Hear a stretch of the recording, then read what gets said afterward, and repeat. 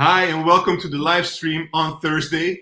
We know there are international matches coming up. The Dutch team is playing also in like 45 minutes. But the live stream has to go on Thursday, as we always do. It's actually a lot of people right now today. We invited Felix, of course, again. He's becoming a regular on the panel, actually, for us. A lot of linkages with Stuttgart lately. You're going to talk about Sosa. We're going to ask you some questions on that, Felix. Thank you for being here. Ziggy, welcome. Pierre, new guest. Everybody knows him on Twitter or X nowadays. A lot of scouting, a lot of reports on players. If Sven was paying attention, maybe we would have gotten other players. Who knows? Kabir, welcome as well. Guys, there is a lot to talk about, especially on the Mislintat and Steijn interviews that went on the last few days. Before we start, and we'll deep dive on that, we have a guest, Felix, of course. Felix, welcome again. We want to ask you about Sosa, our latest signing. Like, I think 1 hour before deadline, it was done on last transfer day. Question on the player. We haven't seen him play yet, but he will play for us soon, I guess, on the left back position. You sent me a message, and you told me you were quite surprised, or the fans were also quite surprised with this transfer. Can you elaborate on that? And can you tell us a little bit on the player as well? Yeah, last transfer day, I remember writing you because our transfer deadline was 18 o'clock in Germany, and nothing happened. 19 o'clock. Sosa still hasn't left, so we didn't quite know if the deal has collapsed or anything. But then we knew, okay, you have till midnight, and transfer went through. We were a bit surprised, not basically surprised that he left the club, but the choice, I would say, because Ajax was never really in the rumors, or at least in Germany not in the rumors. We had Sevilla interested in him for weeks, I think, but they couldn't quite get rid of Acuna. It was, I think, the left back, so they didn't quite have the money to get him. And then Ajax just popped up like in midday on the last transfer day. So in that term, it was surprising. But yeah, a little bit on Sosa, because I said it wasn't basically surprising because he came to our club in 2018, so 5 years. He was also the player that was the longest at our club until he now left. So every other player was minimum or at the earliest stage in 2019. So he was the oldest player in that category in our club. So he was really connected to us as fans. And basically in every transfer window, if it was summer, if it was winter, he was always linked with some clubs.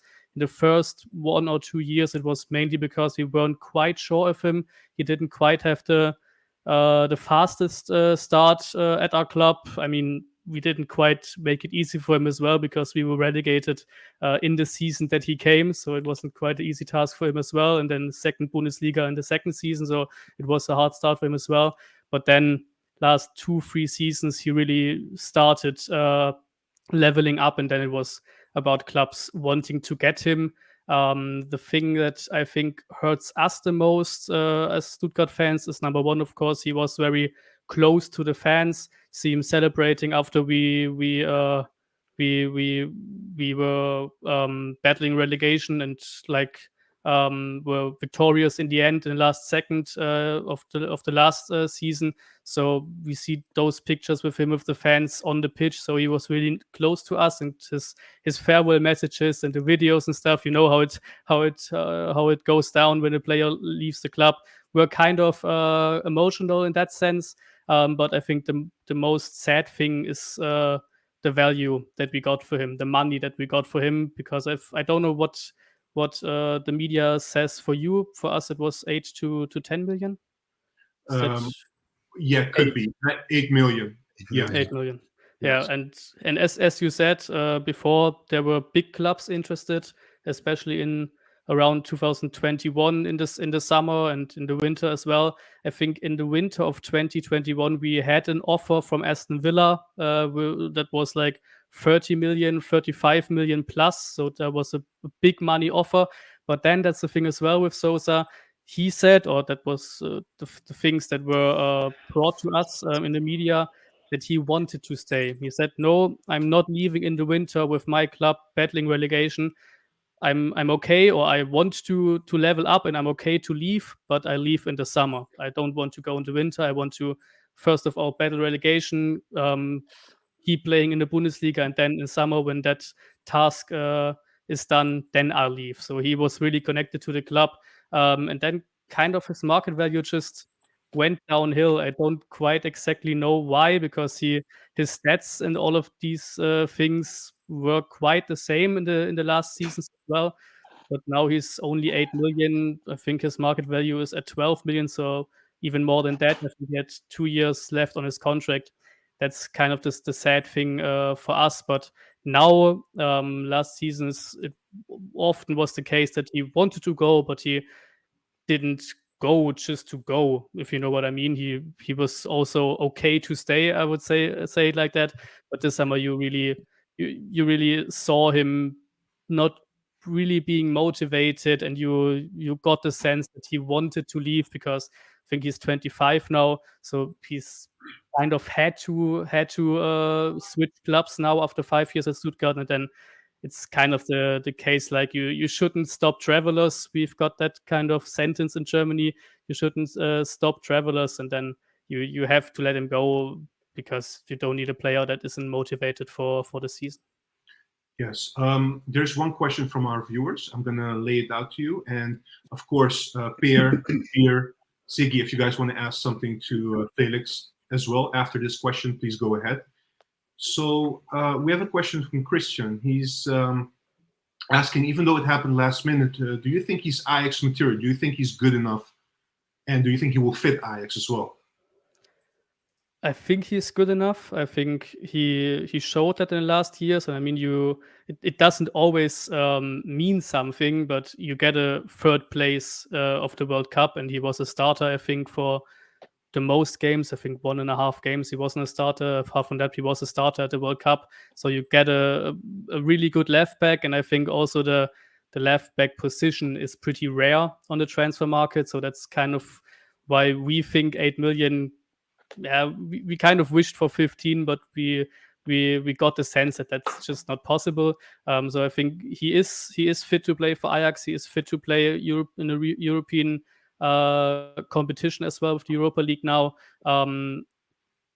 I think also we will get to that, I think, as well, that his value kind of got down because he isn't a natural left back. He's really that kind of left wing back. He has his positives in the offense with his crosses and stuff like that, but he isn't the best, I would say, in when it comes to defense. So I think that's kind of why all the time the biggest of clubs didn't quite want to give us the big bag, the big money for him, because there's always that little bit of thinking that you kind of have him for an offensive player and not really the defense strengths.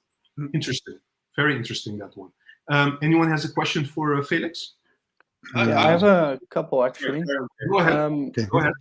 The first one is about our other, left back or left center back that we bought. We've bought Avila for 12 million. I don't know if you know him. It's more of a defensive left back. But we were kind of surprised that at the last moment we bought another left back. Do you think, attacking wise, he would be an addition if Avila is more defensive? Of course, I don't quite know the player that you have at left back right now, to be honest. But he's the kind of offensive player that you want, and I mean, I think that's the main stats that you've also seen when you look at Sosa is the assists, is the crosses, and you always have to keep in mind that we are not a team that was playing for Europa League, that was playing for mid-table. We were always battling relegation. And even with battling relegation in the last season, he had 7 assists in 25 games. The season before 8 in 28, and the season before 10 assists in 26 games. So he's just at a minimum he's just good at that, and he last season as well, he made the most crosses into the penalty area in the Bundesliga. But on top of that, also when you compare it to the top 5 leagues, so he made the most crosses into the penalty area in the top 5 leagues last season, and that is him in a season where he wasn't quite the strongest. I think his season 20 and 21, that season he was in his best form for us. So not even in his best season for us as far as fan judgment goes. He was the best crosser in that sense in the top 5 leagues, and as well as we also talked about, we were playing relegation, the two games against the second Bundesliga club. So we were really deep in the relegation battle, and even still, he produced these stats. I might have another question to counter this. You say his crosses ability is strong. That's what you mentioned. But before, we had a player like Tagliafico, is also a player who turns up in the box quite often. He bashes down the wings and he comes inside the box. Is this something what Sosa will do also, or he just give the crosses because we don't have the greatest striker to head 20 goals for us a season in that terms of? So it's also important for someone to come inside the box, get those touches in the box, and also, you mentioned the crosses, but does he have any other attacking abilities, or just the crosses, like you say, giving assist?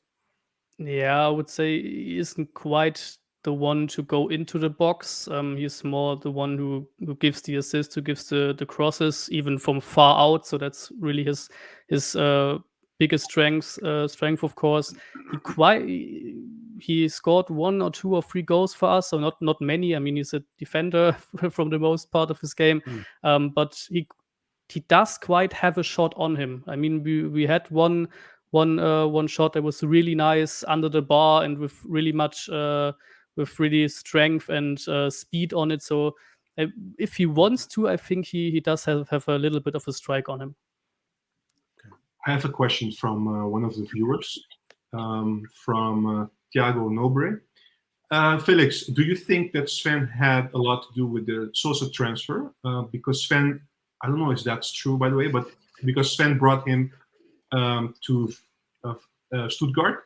I'm from Germany, so that's the question. That was actually the only transfer that Sven didn't make, because Sven came in 2019 and Sosa is the only one, or was the only one, that was from 2018. So he didn't bring Sosa to our club, but you saw that both of them had a really tight connection between them. Even when Mislintat went or left the club in December 2022, he still posted about congratulating Ito and of course Sosa as well for them in the World Cup, and Sosa then for getting third place. I think he also commented on Sosa's farewell posts from Stuttgart. I think he did that for Endo as well. So Mislintat is quite close to his players in general. But with Sosa, I think there was quite a connection as well. So I think that's why he maybe got that name in his head as well on the last day. You said that coming back to what you said earlier about him being a very particular left back, a wing back more than a left back. I remember that when we talked about the playing style of Stuttgart, you said like most of the time we used to play with 3 at the back and with wing backs, right? Yeah. Was it always the case when Sosa was at Stuttgart? Was it always the case that you played like that, or did you also convert sometimes to 4 at the back? Most of the times, and I would also say we didn't quite have much of them, but also the successful times he played as a wingback with 3 at the back. We had a little phase with a coach last season where he played 4 at the back. That didn't quite work out. I mean, also as well because he played a center back at right back, so pretty wide last season. But when he was his best, I think, as I said, 2020-21, that season we had a series with kind of the perfect partnership with him at left back and Sasha Kalajdzic at striker position. I mean, Kalajdzic 2 meters. He's just crazy human being in that sense. So it was a perfect fit for Sosa's crosses.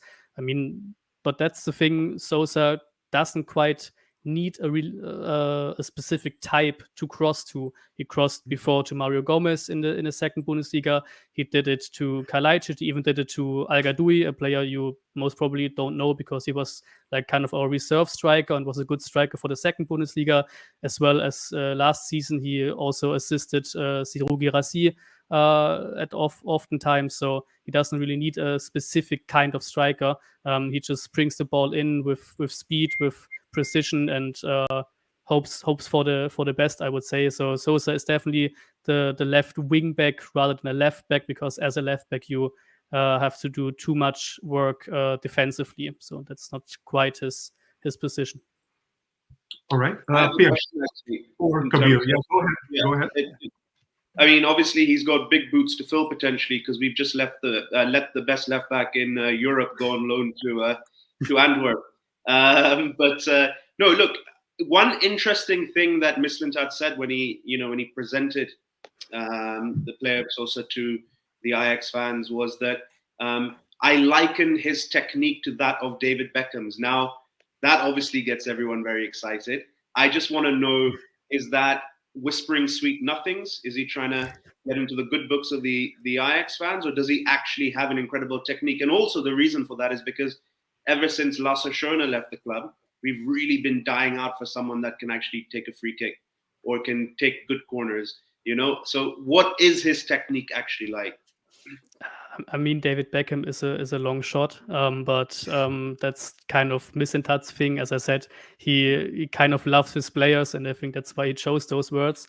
But Sosa, most definitely, maybe not his right foot. I mean, he also assisted with his right foot, but his left foot itself is just. I mean, I was also a fan of Sosa, so it's maybe my words are also a bit too big, but his left foot at times is just magic. So. I think that's really a big strength of him, and us Stuttgart fans feel like his left foot alone is worth these 8 million when it comes to the money that we got. I don't quite know if it was his left or his right foot, but last season he assisted against Bochum. It was away at Bochum. He assisted one outside of the foot to Guirassy, quite close to the keeper, but with the perfect swing on the ball, if you can say it like that. Don't quite know if it was his left or his right foot, but if you want to look it up, that's a goal to a cross to look for from Sosa. So he really has the skills. But does he actually take control of the set pieces, the free kicks and the corners? Is that Yeah. He did for us at the most part. And last season as well, he scored a pretty nice free kick against Cologne. So he also has the ability to take free kicks, whether it is a cross or the direct shot. Nice. All right. I have two questions here, and then we can end it with if anyone else has a question also from the panels. You see, we had to bring you in. A lot of questions on Sosa, of course, Felix. Here we go. Remy is saying a question to Felix. How did Sosa interact on the pitch with his left wing attacking players? So how was the chemistry? Was it good? Because Stevie, he's referring to Bergwijn, could definitely use some extra fire there. Yeah, it was, and I think it has to be as well. If we play this left wing back role, or even if you play the left back role, you need to have a good connection between the left side and as well the same thing on the right side. At the most part, there was Führig playing or Thiago Tomas, and that at most of the times worked. Or if to put it another way, I don't quite remember him having problems with his partner in the offense or anything like that. So nothing that I've got negative in my mind in that sense. All right. We got also Ajax. Shout out to Ajax, of course. Hi guys. Question for Felix. Besides the crosses, how is Sosa's passing in general? Are his passes mostly progressive, upwards, or does he often pass sidewards or back to the goalkeeper?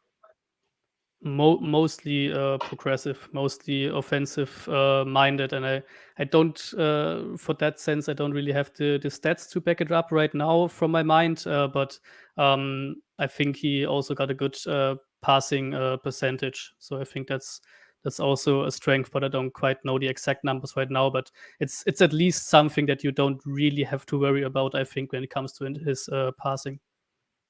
All right, sorry, I said 2 more questions, but there's still a question coming up. Last moment, sorry guys. Christian, question for Felix, of course. At which club do you think Sosa might end up at?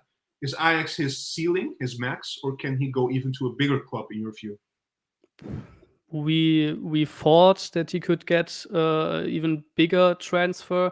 I mean, as I said in the first case, in the first sense of the value, because I would argue 30 million to Aston Villa is a bigger transfer because of the money, but Ajax is the bigger club in that sense than Aston Villa. So I think Way bigger. I think there is still a roof for him. It's kind of up to him how he plays right now, because as I said, he was not that motivated right now for our club. But I mean, I saw some pictures. I saw the reconnection with Mislintat, so I think he's motivated now and happy that he made his move. And I think as well, I don't know if that was made official at any point, but I think we got some percentages in that deal if you sell him on. So I think we also, or our people who sold him also have to believe that we could make some money, because he could make even bigger money move. Usually it's a safe bet when you do that with Ajax. So that's good. That's good. Guys, do you have any last questions for Felix before we... Yeah, I actually still have a couple. We've been noticing a bit of a trend lately. Our left backs are not pressing as high as they would before. And I think this could be a problem if you want to play with Sosa, because part of his strength is especially attacking. I want to know how you feel about that. I'm right now looking up your formation, how you're playing right now. I will forward the back. Don't go too much into it, because we still don't know how we're playing. So it'll be tough. Question. Yeah, but when you play with 4 at the back, I'm also kind of asking myself the question where he really fits in. I've seen the interview or the phrases of your coach about the squad. So maybe Sosa is also a player that he didn't quite need for his style of play. So we'll see how it goes forward. But you kind of have to play him as a left wing back, or maybe even as a left winger or left attacking left midfield player, rather than a left back, as I said. So we still got a right winger, you know. He's left-footed, right? Yeah. No, I'm joking. One last question: how fast is he? That's just something I'm wondering. He isn't rapid, I would say. So I think some people that you've spoken about, Tagliafico or people like that, are a bit faster, I would say, but he's also not slow. So I think for a left back or left wing back, you could be a little bit faster in the top teams. But he's everything but not slow. I think he got a decent pace. Okay, perfect. Okay. Thank you. Yes, that's it, guys. No more questions. I'm just checking. No more questions in the comments as well. Felix. Oh, sorry, Ziggy. Maybe I have one more. Yeah, you was talking about his that his defending abilities are not great, but what is, like, if you pinpoint it, what is his weakest defending ability? Is that the one-on-ones, or is that his heading, or what? Tactical positioning. Yeah. Tactical positioning or something. Yes. I would say the last one. I would say the mindset to play as a defender. So like sometimes he doesn't clock things fast enough. I think he's offensive minded, and I don't know how his upbringing was, how his development was as a young football player. But sometimes you feel like he lacks a little bit of understanding for defensive positioning. I don't quite know how big he is exactly, but headers were okay, and what he has, as many players of us have in the defense, is that mentality and many tacklings. So that's a good thing, I would say, defensively. But if you're too slow defensively in your mind, then you can't really find solutions for some situations, and I think that's a bit of a weakness defensively. All right. Thank you, Felix. Thank you so much. Also on behalf of the viewers, I think they really appreciate it. So who knows? We'll bring you back again if something happens. Oh, by the way, I'm sorry. I said at the beginning I had a question for you, not related to Sosa, but related to Sven. So there's something we will touch upon that after you leave. But there is an interview going on right now, and there is basically an interview last Sunday after the game, which we drew against Fortuna.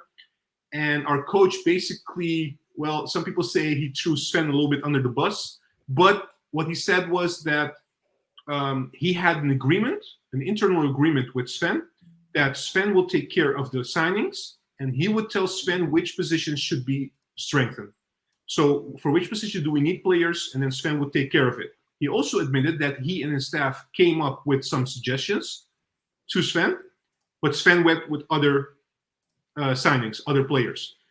What do you make out of this? Was it the same way when Sven was sporting director at Stuttgart? Was he basically making decisions on the signings, or did he has a little bit more collaboration with the trainer or with the coach at the time?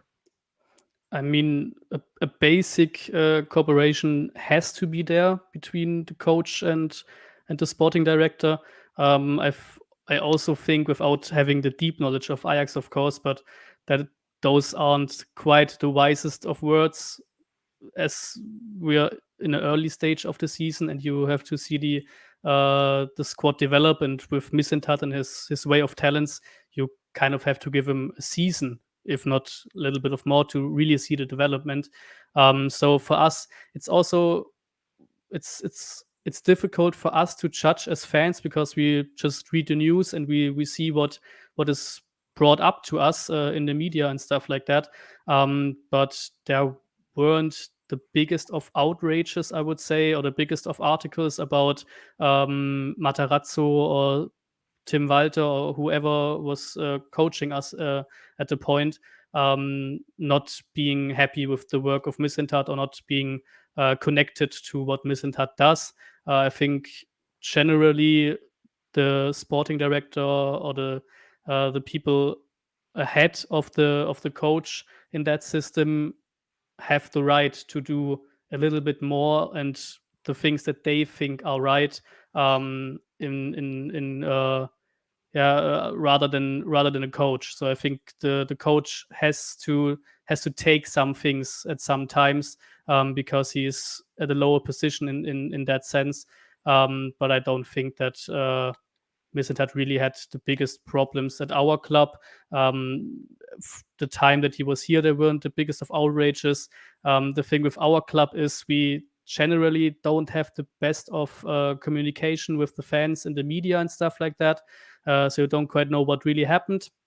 And we have people that don't have the track record of Sven Mislintat, if it is someone who is currently still employed at Stuttgart, or some so-called experts who were criticizing his squad or his squad depth or stuff like that.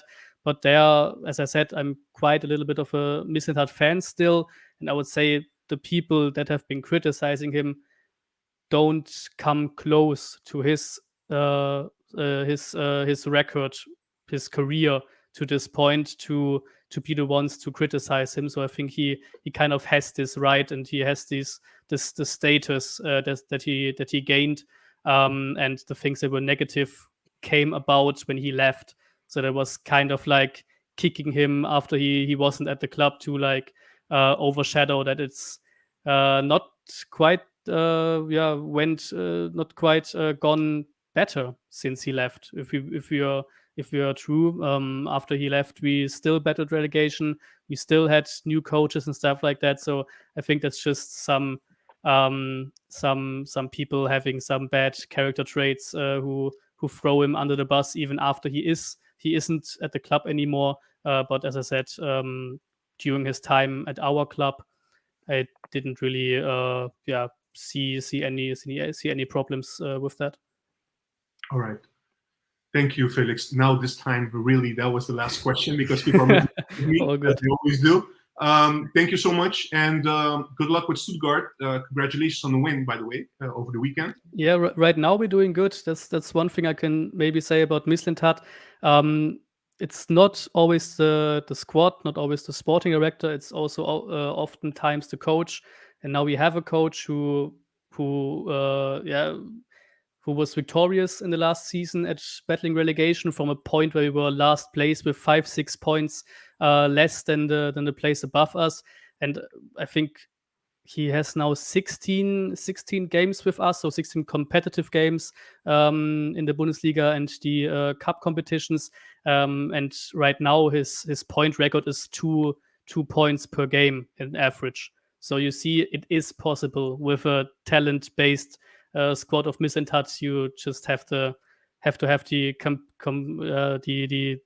skills to handle it, and the skills to be a good manager. And if you are a good coach, then you can enjoy things like Saturday 5-0 win against the side that is currently playing Europa League. So it's not always the fault of the players or the squad.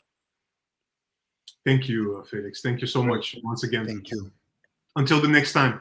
Yeah. Take care. See you. Bye-bye. Bye-bye.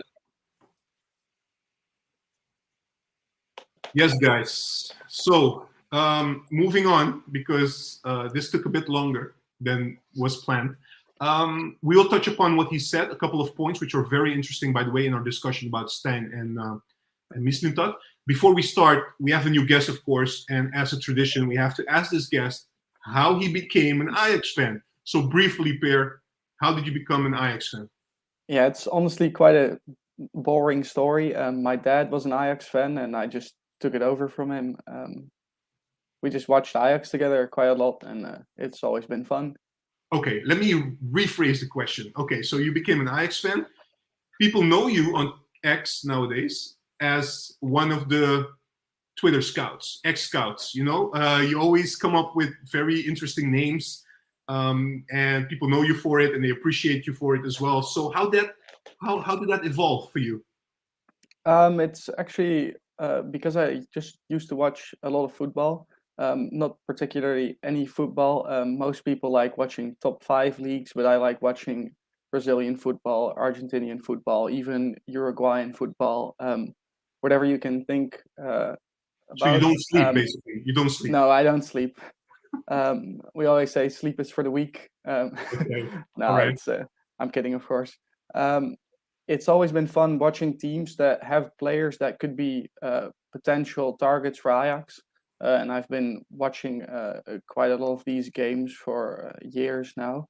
And I just thought it would be fun to just talk about potential targets for Ajax, since we were going through a bit of a slump last season, of course, and there wasn't anything positive to write about. So it's fun to speculate about potential new signings. We really appreciate what you do, honestly, and a lot of people appreciate it too. So for the ones that are on Twitter or X, please give Per also a follow, and Ziggy, of course, and Kabir, of course, and weTalk. If you don't, that will be weird, but if you don't, please follow us as well. All right, guys, let's move on to the topic. Steijn, Mislintat. Look, there are 2 dimensions. There's the interview, the off-pitch stuff, like the what's happening on the field, and there's what happened against Fortuna and what we have been seeing. And still, it's early stages, you know, preseason. We only played 3 games in the Eredivisie. We played Ludogorets. So he has so many new players, and everybody's saying that, and we fully understand. But in general, I want to know where you're leaning at, whether it's how we're playing, but on the other hand, also what happened after the match against Fortuna, because that's a big talking point, and that's what we want to talk about. So how do you see the Steijn interview? And also there was a big interview before that with a lot of Dutch media, and there was articles written about what Sven said about the transfer windows, etc., etc. So let me give it first to Kabir. And Kabir, I also want to throw in a question for you, because I think this one really fits you as a question as well. So let me just, so this one from Christian. Gentlemen, do you guys think Steijn is not suitable to be an Ajax coach, since he may not handle the pressure that winning is a must, like what happened with Ron Jans and who? John van der Brom. Sorry, at Standard. I'm sorry, I didn't read that correctly. Yes, so take it away, Kabir. Yeah, look, I think I've made my views on Maurice Steijn pretty clear, certainly around his appointment. I felt at the time that, for him, it was something that came out of the blue. A manager or a trainer that has largely managed, clubs where there hasn't really been a great deal of expectation. I think the largest club that he managed prior to Ajax was NAC Breda. And that also ended up being a fiasco for him. But I had my concerns as to whether he was able to handle managing a club like Ajax, the pressure that comes with it, but also, the style of football that we all want and like to see, combined with the results that we expect. Now, look, it's very easy for me to sit here now and say, I told you so. And I don't want to do that. I want to say, look, actually, we are still early on into the season. I get that. He has been lumbered with a lot of players, which now we've realized a lot of them he probably didn't want. And so he now has a very big task ahead of him to try and make something competitive out of this and make sure that we have an Ajax-worthy team that's able to challenge and reach the expectations that we have as a club. Do I think he'll be able to do it? My honest answer is no. But would it be great if he did? Yes. I mean, I'm all about him proving me and many other Ajax fans wrong. But look, I think that the interview was very telling. We'd obviously, 0-0 draw against Fortuna Sittard, which, I can't remember the last time we lost points or dropped points to Fortuna Sittard. But it's very telling because I think that it's twofold. Either he's being very honest about the situation, that internally there was, less communication, which is worrying. But also maybe he feels that actually now that he's been here for a couple of months, it's a much bigger task than he thought it was. And what he's doing by saying this is effectively saying, look, he's already throwing excuses out there that if it does go wrong, and maybe he ultimately is let go, he can say, well, actually, the most important thing, the players, I wasn't, told about who it is that was going to come on board, or the players that I did want, ultimately didn't come on board. So those are very worrying signs. And I think that, there's two sides of the argument. There's ones that will say, well, a trainer just stays at a club for a few years and then he moves on. So how much involvement should a trainer actually have? And there are those that say, well, it's a very German style of doing it, where a technical director doesn't really communicate too much with the manager. Here are the players, you deal with it. So time will tell. Time will, tell to see what that will be like. But it's a very big task for him. It's a very big task, and my concern is that if you don't have prior experiencing of managing a big club, and also, his communication in English isn't that good. A lot of the players that we've got, as we know, don't speak English or are not Dutch. Don't speak Dutch, obviously, as well. So there's that communication aspect as well. So there's a lot of things that can go wrong and look like they will go wrong. But, we hope for a miracle. We hope for a wonder. All right. Pierre, I want to ask you the same question. The only thing I would like to throw to you as well, or into this discussion, is you are much more aware also of the players that were brought in. Mostly, most players. Do you, if you were going to judge Mislintat on the quality of players that were brought in, what's your assessment? And do you understand from that perspective, would you agree with Sven? Because Sven did not say the players are not good, but he did hesitate a little bit and said it remains to be seen in the coming weeks. And that's not very, how do you call that? Somebody that's very sure that what Sven did, that he's 100% behind it as well. Yeah, that's a very good question. Let me start all the way at the beginning. Sure. I've been an advocate of Kjetil Knudsen, was his name, which was the coach Yes. in Norway from Bodo Glimt. He's playing very attacking football, and that's what we want at Ajax, of course. I was very surprised when they, basically promoted Steijn to be our head coach, since he, of course, mostly coached smaller teams as well as more defensive-minded teams. So I was a little bit worried about that. Then in the first couple games, our players under him weren't great, but mostly at finishing the opportunities. But lately, we haven't been creating any opportunities at all, which is worrying me quite a lot. We've gotten a lot of signings, and I think quite a lot of them have good statistics as well as good. How do you say that? They've very particular skills. Sosa can cross very well. Avila has that mentality. Guy is very fast. Forbes is very, very fast as well. Akpom is very physical. He can get into the box. They all have particular skills. The thing I'm most worried about is that it feels like they haven't talked about what formation Ajax should be playing. Because if you look at the players, they're not very suited for the 4-3-3 that we generally play. We got two left backs with Avila and Sosa, and one of them is a left wing back, and the other one is a more of a left center back. Which means wait. Let me interrupt you there, right? Let's have this discussion before you continue, Pierre. Sorry. Okay, so talking about the players, and also Felix said that already, that if you look at Sosa specifically, he's not like a typical left back for a four-line defense, you know? So he's saying he's a wing back. We know that Guy is also actually a wing back on the right side. So what you're saying is true. What I don't understand is when you hire a coach, Sven appointed Steijn. Surely Steijn had to tell him what his philosophy is, what he wants to accomplish, how he wants to play. And accordingly, Sven goes into the market and tries to get players that match those characteristics, right? So what am I missing here? I don't understand. Can somebody help me here? Yeah, that's And what I'm and the confused viewer. about as well. It's just so surprising that it feels like they haven't talked about the formation. They've just talked about, I want a left back.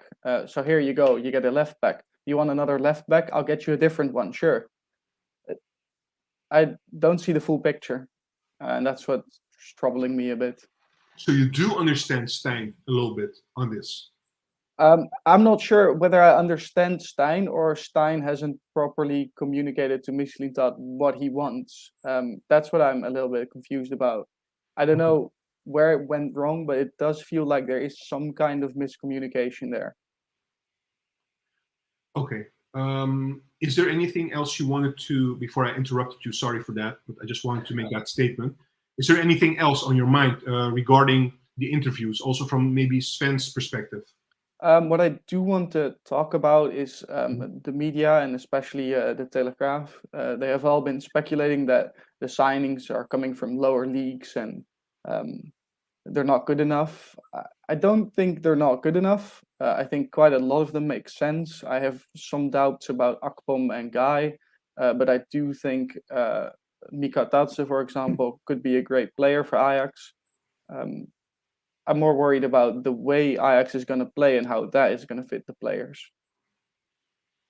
All right, Siggy, let me go to you. You had to wait quite some time. Sorry for that. Yes, no, it's not a problem. Going back on Peer, for example, he says Mislintat is a great player, but also if I see, for example, the signings Sven did, like Tahirovic, from the first week, from what I saw, it was quite positive. Also, the way how he's a lengthy player, the way how he moves on the pitch is, for me, I think he will be also a great asset to our team. Mislintat, for example, I've seen some quite short videos of him, how he moves around the pitch against Fortuna. Like it was just a video on YouTube where they showed like how he moved and stuff, so you can see he has the skills and abilities. The only thing what worries me about Sven right now, like Sven signings, is that he didn't get a right winger in after Kudus left. Because, I mean, you can put Berghuis there, for example, or you can put Forbes there. That was the discussion before. They said, okay, you put Forbes on the right. That didn't turn out to be going very well, if I'm honest. Then they said, okay, let's put Forbes on the left. But even at the left, when I looked at Forbes last weekend, he wasn't that great, in my opinion. So I have also doubts about the signing Forbes. We paid quite a lot of money in terms of, I don't know what it was, 15, 16 million, if I'm not mistaken. Yeah, 14, I think. Yeah. 14 with bonuses on top of it. But yeah, I mean, it's quite worrying for this kind of play. But for example, Sosa, I don't have that many doubts because I think we need somebody there. Even when you see Bergwijn going to the center quite often and Sosa bashing that left wing, I think it could turn out quite well in that sense. I mean, on Akpom, I can't really comment. Same for Manswerk, so I really have to see. But going back on the press conference, as you mentioned, with what Steijn did, you basically just throwing your not only your colleague in front of the bus on a press conference, but also you're putting your players in doubt, where you do have to win the players for yourself and able to play right for the squad. Because now you're basically just saying that you think, or you're not sure, let's keep it this way, you're not sure if the players are good enough. What will the players think in this case? Yeah, that's a good point, actually. In fact, even Gertjan Verbeek said something the other day where he goes, this press conference that he gave, that's 100% going to be talked about in the changing room. 100%. And you lose your, he said, gun factor, like the term in Dutch. You lose that, players will, if you say something to the players will be like, well, you were publicly dismissing us in a press conference, why should we want to listen to you? And that will start to materialize more and more and fester more and more if we start, more draws or losses, etc., etc. So, do you think Kabir and you guys, Peer and Ziggy, do you guys think that maybe the words of Steijn are not intentional, but more, let me say, Dutch in the sense that he's being honest, but maybe it came across? Yeah, but like you're managing the biggest club in the Netherlands. You're managing one of the biggest clubs in the world. There is no way you can just be, oh, it was naive. You need to understand. I mean, this is not the first season he's training a club, right? Exactly. The principles remain the same, whether you're doing it in the amateur leagues or you're doing it, Real Madrid. If you're going to publicly say on a platform that, oh, actually, I don't know if my players are good enough and I didn't actually ask for X, Y, and Z, that's going to always create an issue. Always. Okay. All right. You guys all agree with Kabir on this? Could I say something about this still? I also agree. I think he's making excuses. We've all seen Mourinho do this over the years. It's a very obvious thing where you're talking about, oh, and we're struggling with this and we're struggling with that, and it's all out of my control. I don't think it's all out of his control. Yes, I agree. Forbes didn't play a good game against Fortuna, but I've looked at the pass map and the formation. We were playing 3-4-3 in a bit of a different formation with more attacking midfielders. And my problem wasn't the fact against Fortuna, right? And he wanted Rensch to play as a wing back. And Rensch, you saw at the game, he didn't understand what to do. He was always coming late in the right wing position. My point exactly, and what was troubling me the most is Forbes was on the left and he was playing as a left midfielder more than a left winger. And the entire team, they clearly didn't know how to create opportunities. They have been passing the ball back and forth, left and right all game, but they didn't know how to progress forward. And it doesn't matter how good your players are, you need to tell them what to do and how to move forward. And they clearly didn't know. They didn't know where to run. They didn't know where to play the ball. You can blame the quality of players, but I feel like the coach also is a big part of that. But Peer, don't you think that you had already a pre-season? So you played against Anderlecht, you played against who was it? German team Freiburg, or who was it? Was it Freiburg? Yeah, Dortmund. You played. So you played already, let's say, many games. So you implemented in the last game against Fortuna. You implemented Mikau Tatse. You brought in Guy. But you already played with Tahirovic and Branko van der Bomen, so your basics on the midfield should have already been there. So there already should have kind of been a plan implemented in the last game to see some kind. Don't you think Stein's time is running out? Let's say he plays better, this kind of same style of playing against Twente and against Feyenoord. I think it will be a done deal there. I think it will be done for Steijn. I think that could be the case. Yeah, because adding to what Ziggy is saying, I want to stretch that question a little bit. Something that I'm trying to look into and I know again, guys, we have new players coming in, and maybe Steijn and Maduro and co and everybody they're trying to do something, and it's not clear yet. But I'm trying to understand at least, what do you guys see? What kind of tactics do you see? Because how he played against Fortuna, or what he intended against Fortuna, is not something we saw before. You know, in the preseason or something, it's completely different all of a sudden. From what I've seen, to be honest, what Stein's trying to do against Fortuna, especially in the first half, this is what I've seen in the first 20 to 30 minutes, is he is trying to lure the opponent into their own half. And then he starts to press. So it's not the Ajax style that he presses high on the pitch, but just when they cross the midline, then is when he starts to press. That's what I've seen from the first 30 minutes. But after, in the second half, there was no pressing at all, to be honest. But this is what I've seen, to be honest. It was not like the style we are used to, and attacking style of play. I could not tell you, Juan, what he was trying to do, to be honest with you. Yeah, To be honest, I don't think he knows himself. Go ahead. We can sit here and try and dissect it, but I don't think he knows himself. He's still trying to search for the right formula. But whether you're trying to search for the right formula, there needs to be certain principles as an Ajax team that you need to adhere to, which is the high press, which is, you know, being able to actually, when you lose the ball, retrieve it within a certain time frame. You know, you don't want to sort of lean back, wait for a mistake, and then try and go into a bit more on the counter, or try and absorb pressure and then react from that. You know, it needs to be proactive, not reactive. And I think that's the basic principles of what we're missing. We can't see that. But is that a surprise to anyone? Because look who the manager is. So, you know. Yeah, you're not the biggest fan. You were not the biggest fan from the start, so that's clear. Look, I have a question for you, Pierre, by the way, from, I have to scroll back a little bit. Christian, he's saying, so, Pierre, you love stats. What would be your ideal starting 11? So we're thinking here everybody's available. Everybody can play. Yeah, that's interesting, because also, as you said, we have wing backs, so you have to think like, wow, should we still play 4-3-3? I mean, this is like, as they say in Dutch, I'm sorry for the very bad translation, like cursing in the church. I know, but can we step away from the 4-3-3? Do you think Steijn has the players to keep playing 4-3-3, or does he has to play something else going forward? I technically think he has the players to play both, but I want to drag this back to the miscommunication. God damn it, I can't talk anymore. The miscommunication part between Steijn and Mislintat. My problem here is we've been playing the entire start of the season as a 4-3-3, and now when he finally got the players that he supposedly wanted, or Mislintat wanted, we're playing 3-4-3.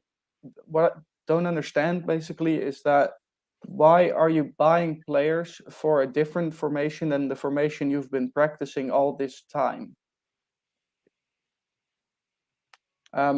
So with that in mind, if you look at the players right now, I'd probably at least start with Hato and Sutalo, of course.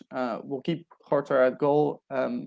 Left back, I'll play Sosa because I really like Sosa. But I also think in the best formation right now, you'd play Avila left center back, and you play Guy right back. I'm not that great of a fan of Guy, but Rensch really can't play as a right wing back.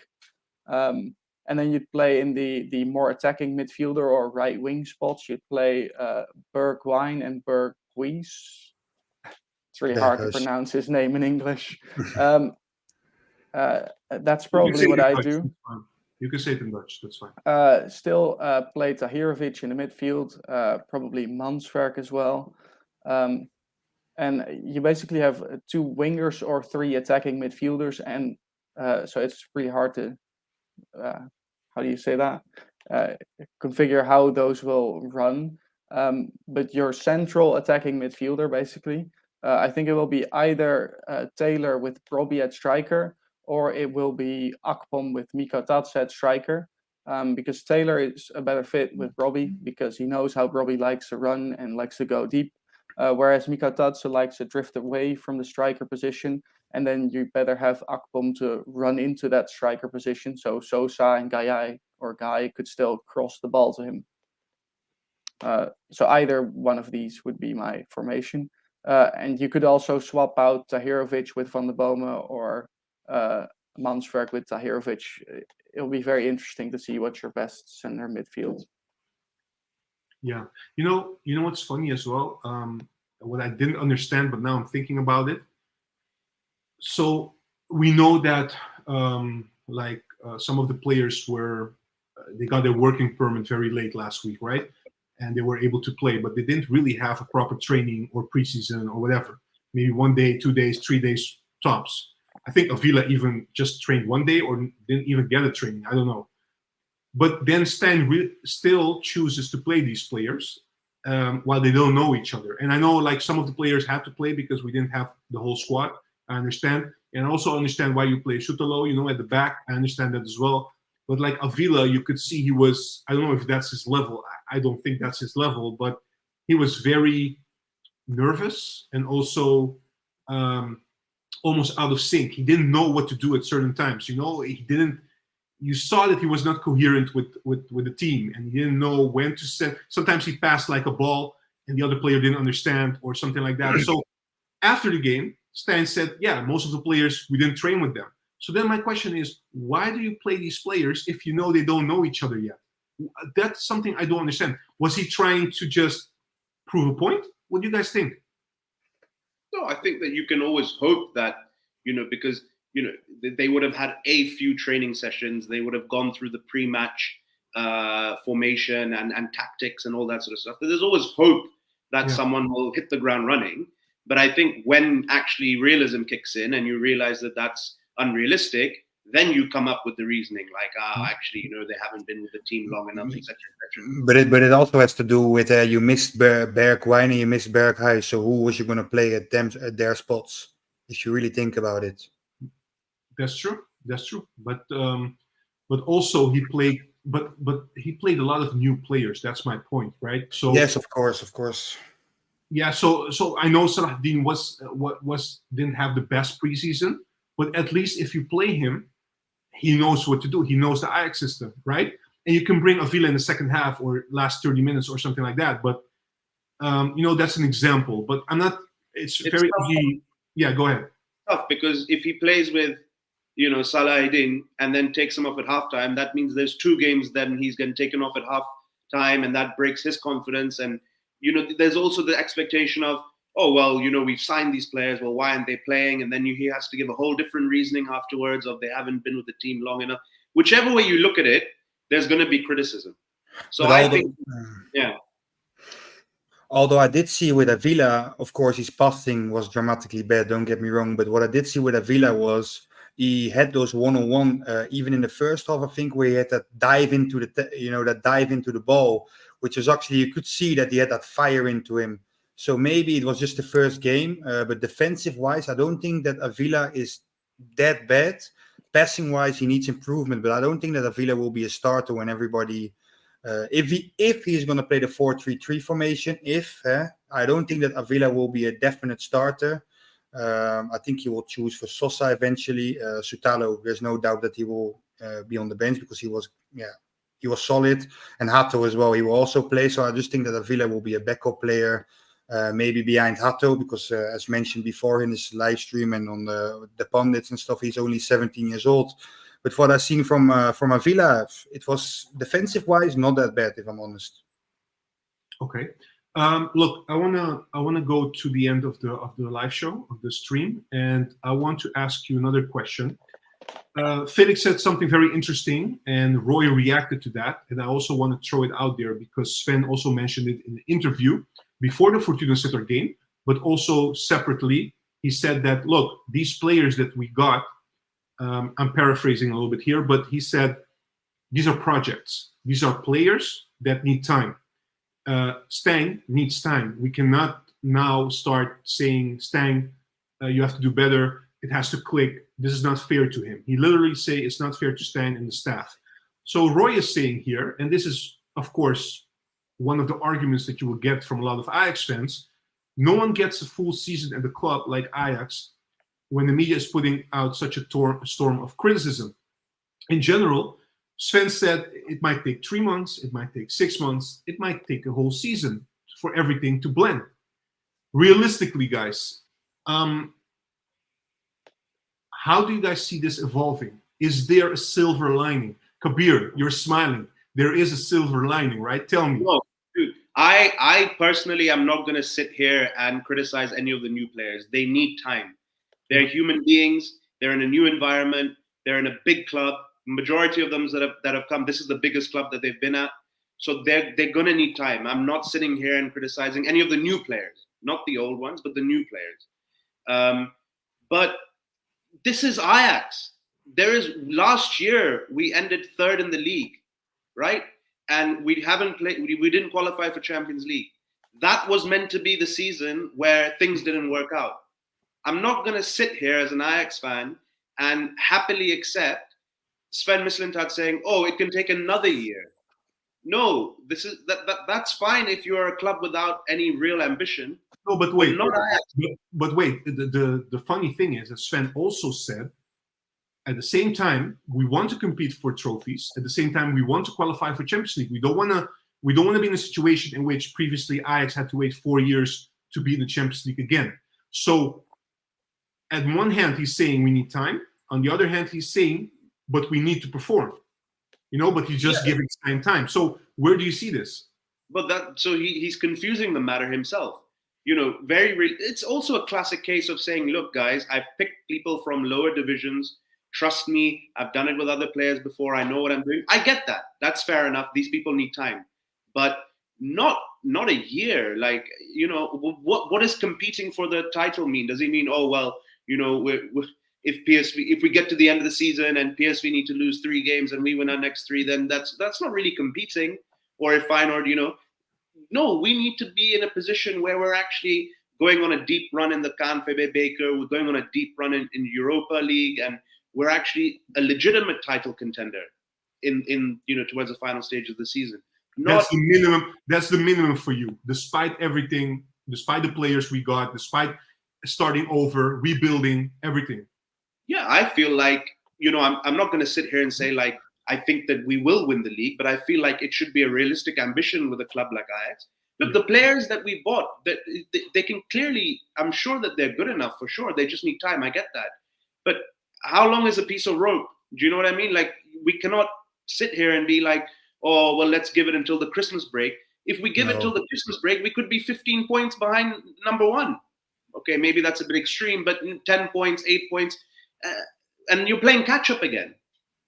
Yeah, it is not extreme, because if you lose against Twente and against Feyenoord, how many points are you already behind PSV right now? So it's not Where extreme at are we all. now? 11? 12? We are, but we played 3 games. I know. But look, PSV won 3 games. PSV also played 3, right? If I'm not mistaken. Yes, and Twente as well. They also have a perfect score. AZ has a perfect score. So we are right now 4 points behind. Even when we had a good Ajax team, Twente away was always a tough fixture. So I have zero expectations for that. But Feyenoord, well, I don't think that we will get a good result there. But Feyenoord home, even if we were a crap Ajax, the last time they beat us was in 2004, until obviously last season. But now all of a sudden, I don't know if you guys feel the same way, but I really feel like they'll roll us over at home again. I don't hope so, but I really think it really depends on the football we show, though, Kabir. I think if at Twente it properly turns around and we play good football and we lose, let's say, with a lot of chances creating, it could turn out differently. But if you play at Twente and there's no football at all, no tactics, no nothing, I think the job will be very done. It will be done quickly for Steijn. The worst thing for me is like the Ludogorets game and the Fortuna Sittard game. We look like nothing. We didn't create any chances, man. Nothing. One shot on goal in 2 games. Which is actually very confusing to me, since we've been creating quite a lot of chances in the rest of the preseason. Exactly. I do Go want to put some perspective on Stein's choices, because we've all seen the game against Ludogorets, and it was dreadful. So I do understand that he thinks, okay, I've got these new signings. Last game was terrible. I've got to make some changes anyways. Let's just play them and we'll see what happens. Because we were going to struggle against Fortuna with whatever squad he picked. It doesn't really matter. He still needs a little more time to get his play style in there, especially with new players. But he's got to turn it around very quickly, because he's got the media and the fans against him right now. And it's going to be very tough if he can't turn And it the around. players maybe already. Some of them. Maybe Mislintat as well. Who knows? It's tough. Yeah. Although, you know what? I genuinely feel that, I know there's a lot of talk. I myself said I don't think he will reach till Christmas, but now a lot of Ajax fans are saying, well, actually, if it goes wrong against Twente and Feyenoord, he might go then. I personally don't see that happening, because it'll be Mislintat that has to make that decision. And Mislintat was the one that hired him so unexpectedly, because he's an overperformer and, you know, blah, blah, blah, blah, blah. So I really feel like if he gets rid of him, let's say we lose to Twente and Feyenoord, I still don't think he'll get rid of him, because it'll also reflect badly on Mislintat. Yeah, the pressure will be immense, Kabir. The pressure will be immense. If you lose against Twente and Feyenoord, well, what is Mislintat going to do? I mean, I'll be honest. I think it's a very practical man. I think he will only fire Stein if he can find a good replacement. I think it's simple as that. If there's a good replacement, he'll get rid of Stein. If there's not, he won't. That's what I feel about it. The worry that I have is when we were in that period of time where it was, who are we going to get as the manager? And we had all these names in our mind. And ultimately it was Stein. My actual fear is that, you know, maybe Stein was the only credible guy that actually wanted to join us, or maybe all these other bigger names. How will that change in 2 months? at least we won't. I don't know if that's true, man. I hear that sometimes. Ajax is still a big club. There are coaches that want to come here, even though we don't play Champions League this season. Ajax is like an institution. There are we got rejected by the Norwegian guy. But there were also talks. Maybe correct me if I'm wrong, Ziggy and Per. But there were also talks about him having a cut in the players that were attracted as well. I'll be honest. Players. I don't think any of this matters. I've been quite in depth with this part because I really like Knudsen. I think the biggest problem is he was in the middle of his season. Like, the season is already ongoing in Norway, and he didn't want to leave the club in the middle of the season. While in the winter, when it's the end of the season for them, or at least near, then we might have a better shot. So maybe if Stein gets dropped, we'll get him. But I still think there is a possibility that Stein turns this around. But we do need to see some actual progress. We need to see Ajax play attacking football and create opportunities. And that's not something we've seen. Yeah. Look, it's not nice, to start talking already after like a few games. No. We're in September, and still a lot to play for, but a lot of doubts already on the coach, on the players, etc. It's not where we want to be at. Even now, I'm reading comments like we should have gone with Boss and these kind of things. So that's also something that you're going to hear now a lot. Everything will be compared to PSV and Boss, and they got Noah Long and they got Dest and etc. etc. So because of the fact that both of those teams are doing well now. I mean, look at this. I mean, I'm super jealous of PSV. They absolutely. Okay, we're going to stop the stream now, guys. That's it for today. No, go ahead, Kabir. Go ahead. No, look at what Boss is achieving with PSV in this short space of time, and compared to where we're at. Yeah, I totally agree with Remy. By the way, nobody's saying we should fire Steijn. Yeah, he's right. He's right. Give him time, man. We should give him time. And honestly, look, like if you reflect back to last year, it was a bit different season because we also had the World Cup in between. But everybody, all the fans knew already, like 90% of the fans knew Van der Sar or whoever was in charge at the time, it's not going to be better with Schroeder. He had his chance. That was like 3 full months. And the calendar was much more compressed, so there were a lot of games played already. Now, we should give him at least a few weeks, a few months, and see at that time, like, how far. Do you see a progress, like Ziggy said? Do you see a better game plan? Do you see a certain playing style? Are the players getting better, etc.? So these are the things we should look at. And of course, a lot has been said on this channel. One of the favorite sentences of Kabir is, look, this is a result business, so we should also get results in, and that's how it works in football. So let's hope for the best. I want to just touch briefly on 2 players that left us on Friday. David Klaassen, first and foremost, and also Wijndal that was loaned out to Antwerp. Basically, I just want your quick thoughts on that. I will go with Ziggy first. Yeah, of course, Klaassen. I know it's not everybody's favorite player. I think he did great things for Ajax, but I still think that it was time to move on for Klaassen. I mean, he had the Ajax DNA, and he scored the goals here and there for us. Missed the 1-0, but I thought, for Klaassen it was time to go. I think he is, if I'm not mistaken, 30, 31 now. I hope he have a great time at Inter, and that we see him back at some point, maybe in the future as a coach or whatever, in whatever sense. And for Wijndal, where to start or where not to start, basically. I'm glad that he went. I will bring him on my bike, if I'm honest. Yes, it's just the way how he is, the way how he presents himself, like in the preseason, like easy in the way how he walks on the pitch. He just doesn't have that drive to play for Ajax, the will to win. This is what we need right now at Ajax, and I think that we brought players with like Avila, like I said. I know people are not happy with his passing, but he showed with the drive on his tackles and the show in one-on-ones. This is what we need. We need to drive to win. This is really what we need right now at Ajax. Pierre, your view? Yeah, first about Klaassen. I mean, I think we've all remembered when he left to Everton as one of the best players in the league, scoring so many goals for us. I think he's, over the years, become, a bit of an icon for us, even though he's had a lot of criticism as well, especially lately, since he's still scoring goals. But when he's not, you just feel like he isn't anywhere on the pitch.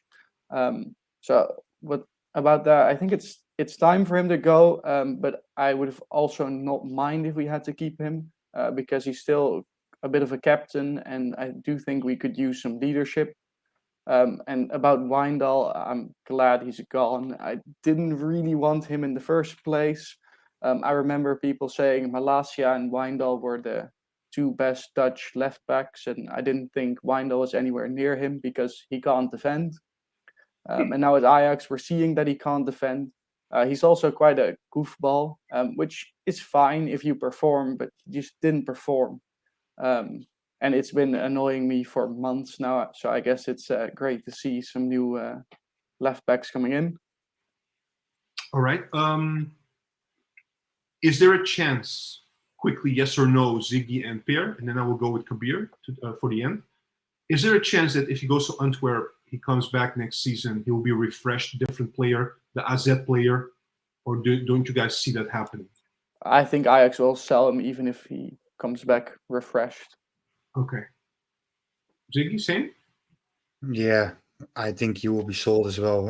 I hope immediately, to be honest. Nevertheless, if we had a good season or a bad season at Antwerp, maybe on the Mark van Bommel's football, he maybe fits better. But at Ajax right now, if I'm honest, I don't see a spot for him. Let's say if Sosa and Avila do great for us, where is he going to play? Like, he cannot defend. Even attacking wise. There is one thing, right, that we don't have time to touch upon this, to be honest, but something that we will touch upon this in the future, and you guys can react maybe with one sentence or so if you want. It's not fair also, like players like Wijndal, also Bergwijn to a certain extent, although with Bergwijn you hear a lot like, listen, this is a veteran that came in from Spurs, has a lot of experience, 30 million, etc. That's the argument that you get. But also if you look at Taylor's full season was last season. It wasn't the ideal season for players to show themselves. It was like a chaos in terms of how the club was led, but also in terms of the coaching staff that we had. So aren't we being too harsh on these players that came in last summer or had to prove themselves specifically last season? Yeah, but did you see anything? What brought you to mind this season when you seen that you think, yes, he's for us? No. But it can do something to you. It can, like Taylor, for instance, he's 18, 19 now? So he's 19 probably, I think.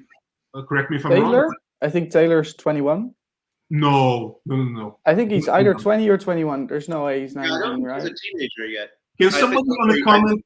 Yeah, can somebody in the comment section let me know how old Taylor is? I thought he was younger than that, to be honest. But all right, Taylor's 21. Yeah. is he? Yeah, I it's, think- May 16th. He's Okay, an old my guy. bad. I should have known, man. Pierre knows his stuff. It's my bad. Sorry, Pierre. I'm sorry. Okay. Okay. Moving on, guys. This was just a separate question that I had.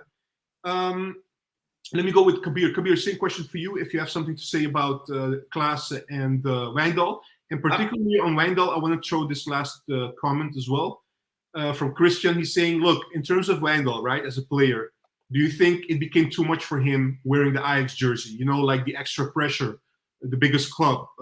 You remember the interview he did when he came to Ajax, his favorite club, etc., etc. Do you think that had anything to do with it? No, not at all. Because when the weight of it's more like if you see a player really like getting, the pressure you can see on his face, but he's trying, but it's not working out. Like Calvin Bassey is an example of someone where I feel the shirt was too heavy because he wanted to be at Ajax. He was working hard in training, but it just didn't work out. The pressure was too much. Oh, I have to play technically. But Wijndal, complete opposite. He thought he'd made it. He was strutting around. I'm the best left back in Europe, along with Stevie Bergwijn with the best left side. That's not the pressure. That's arrogance. Yeah. And about Klaassen, what do you have to say about Klaassen? How did you feel when you heard it?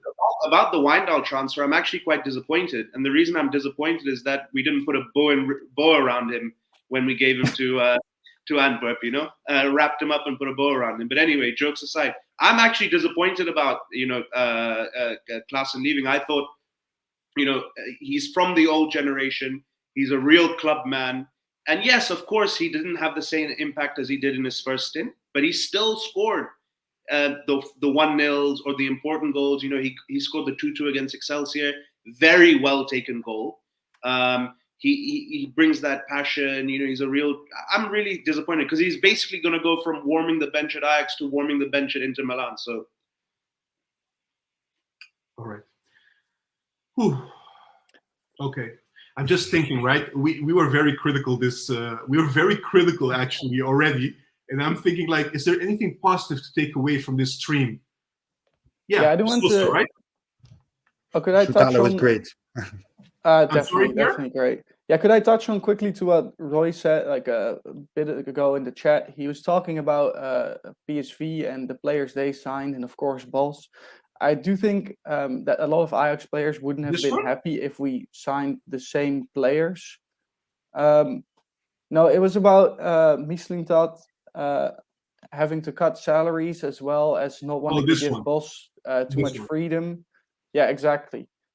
Like we've now heard, Mislintat had to cut salaries, also put in Champions League bonuses, so it would be more sustainable. I don't think this would have been possible if we had to buy Dest and Noah Lang or hire Bella Kotchap, for example. I think they needed to cut the finances as well. And I don't think many Ajax players would have been happy if we signed Dest or Noah Lang. I mean, they've left for a reason. And of course, Noah Lang at least has performed. Dest hasn't at all. But I do at least feel like we've bought some good players and everyone's now excited about PSV because they're doing well. But I don't think we would have been excited if we got their players. Yes, and I do think that Bos is always a type of trainer. Like people mention a lot about PSV, but Bos is like a pack of milk. It gets sour very quickly. Like just to say it like this, he plays his attacking style of football, but it's very once the team sees how he plays. Of course, he plays attacking football and all that, but he gets very how do you say it at the back, exposed at the back a lot in later stages. You've seen it at Leverkusen. You've seen it at Lyon, for example. I don't think that Bos would have been a great fit for us neither, to be honest. Actually, that's a really good point. I agree. That's a good point because if you remember when he joined Dortmund, he had a flying start. Yes. And then it just went. True. I think one of the criticism I have about Bos, especially when he was playing abroad, is that once it goes sour, as Ziggy said, there is no stopping. He cannot like stabilize the team, because then you will see with him a couple of times like results like 4 losses in a row, 5 losses in a row, 6 losses in a row, and there's no end. And then the club has to fire him, right? And it takes away a little bit all the good things he's done. Like when he came to Leverkusen, let's be honest, also, people tend to forget when he came, I mean, Havertz, you know, Brunt, who's the Jamaican winger again? I forgot his name. Bailey. I mean, all these players that he got, these were all sold to bigger clubs, etc. And the players that he had after that were not as good as before. And still, I think he did well. But then you come into the situation that he cannot, like, I think the season that he was fired, correct me if I'm wrong, I think before that, the first half of the season, at Christmas, he was competing for the first place with Bayern, right? Something With like Dortmund, you mean, yes. No, when he With, was at Leverkusen, he was competing. Leverkusen, Yeah, he was competing with Bayern the first few months. He had a stint with Bayern, but then everything after the winter stop, winter break, just went down sideways. So yeah, all right. Yeah. So Ziggy, people love your milk analogy. Peer, it was a blast. Hope to see you again on the channel if you want. If you like. Definitely, it would be fun. Ziggy, thank you again. And Kabir, as always, man, thank you so much. We still have that clip of yours saying that Steijn will not make it until the Christmas, right? So we're keeping I'm not that. so much of an idiot now, right? Huh? We don't know yet. But we have that clip. So I'm just letting everybody know. Guys, thank you for tuning in. Even though the Dutch team is playing, I heard the Rome scored. Everybody's surprised. So let's see if we can win. It's an important week also for Dutch football. Take care, everyone, and we'll see you next week. Take Bye, care. guys. Take Thank care. you. Take care.